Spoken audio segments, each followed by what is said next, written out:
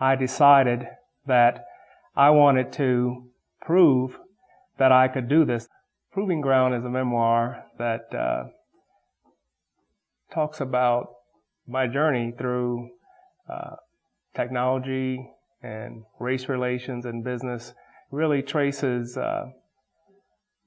from the time that I was a kid and got interested in electronics and developed a desire to have my own electronics company. There was one night at General Motors Institute that kind of set the tone for my business career. I was wandering around campus with nothing to do, and I wandered into the gym at GMI, and there was an electronic music concert going on. And I was fascinated by this combination of art and engineering, so much so that I decided that I was going to build my own music synthesizer. While I was here at Michigan, I built a lab in my bedroom with an oscilloscope and all the circuits that I was building for this digital electronic music synthesizer. But I was so focused on building this synthesizer, and it actually ended up becoming my master's thesis. What I found while I was at Bell Labs was that there was a device I was actually using in the lab that used almost the exact same technology that my music synthesizer used, and that became our first product. So in a lot of ways you could say the groundwork for that first product was laid here at Michigan. The technology, certainly. We completed this sale of the company 2 days before Thanksgiving. And so it was kind of like a combination of Thanksgiving Day and Independence Day. That was the feeling that I had, and it was truly overwhelming. Going around internationally, I found that being open and respectful, I think those things are the most important. I would encourage young people, students, to get international experience. Now, I tell my own kids, if you have an opportunity, go over there and work.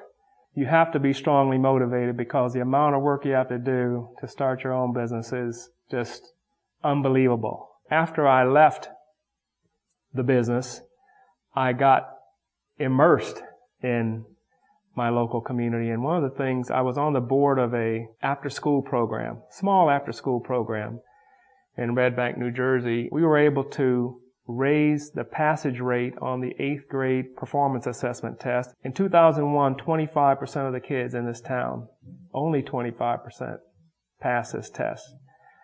In 2005, over 60% of the kids passed this test.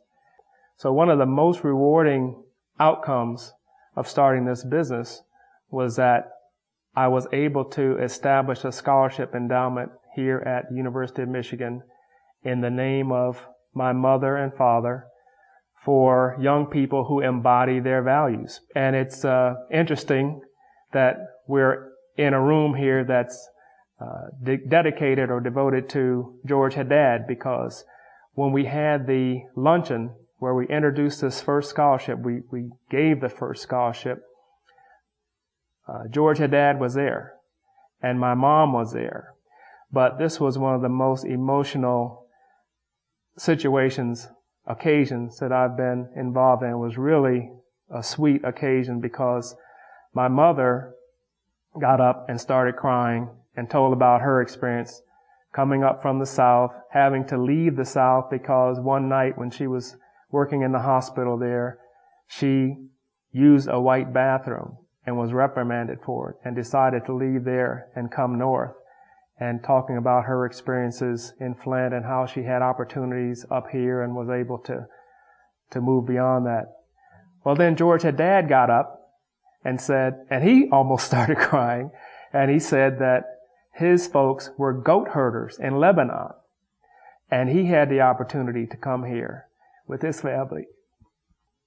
But it showed me that so many people are striving, trying to better themselves, trying to come together.